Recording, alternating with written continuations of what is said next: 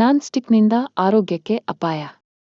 ಗೀಚಿದರೆ ವಿಷಕಾರಿ ಅನಿಲಗಳು ಮತ್ತು ರಾಸಾಯನಿಕಗಳು ಬಿಡುಗಡೆಯಾಗುವ ಅಪಾಯವಿದೆ.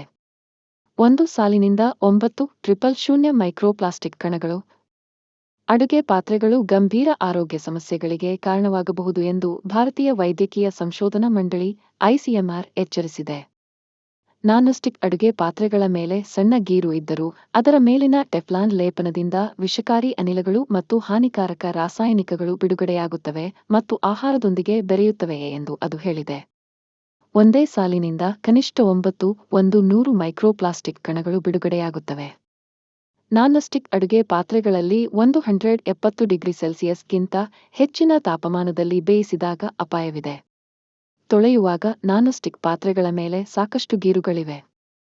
ಈ ಲೆಕ್ಕದಲ್ಲಿ ಅವುಗಳಿಂದ ಲಕ್ಷಾಂತರ ಮೈಕ್ರೋಪ್ಲಾಸ್ಟಿಕ್ಗಳು ಬಿಡುಗಡೆಯಾಗುವ ಅಪಾಯವಿದೆ. ಇವು ಹಾರ್ಮೋನುಗಳ ಅಸಮತೋಲನ, ಕ್ಯಾನ್ಸರ್ ಮತ್ತು ಫಲವತ್ತತೆ ಸಮಸ್ಯೆಗಳಿಗೆ ಕಾರಣವಾಗಬಹುದು ಎಂದು ಐಸಿಎಂಆರ್ ತಿಳಿಸಿದೆ.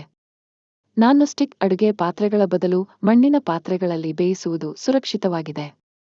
ಇದು ಮತ್ತೊಂದು ಪರ್ಯಾಯವಾಗಿ ಗ್ರಾನೈಟ್ ಪಾತ್ರೆಗಳನ್ನು ಸಹ ಸೂಚಿಸಿತು. ಆದಾಗ್ಯೂ ಅವುಗಳ ಮೇಲೆ ಯಾವುದೇ ರಾಸಾಯನಿಕ ಲೇಪನಗಳು ಇರಬಾರದು. ಆಹಾರ ದರ್ಜೆಯ ಸ್ಟೇನ್ಲೆಸ್ ಸ್ಟೀಲ್ ಪಾತ್ರೆಗಳು ಸಹ ಉತ್ತಮವಾಗಿವೆ. ಐಸಿಎಂಆರ್ ಇತ್ತೀಚೆಗೆ ಭಾರತೀಯರಿಗೆ ಆಹಾರ ಮಾರ್ಗಸೂಚಿಗಳು ಎಂಬ ಶೀರ್ಷಿಕೆಯಡಿ ಈ ಸೂಚನೆಗಳನ್ನು ಬಿಡುಗಡೆ ಮಾಡಿದೆ.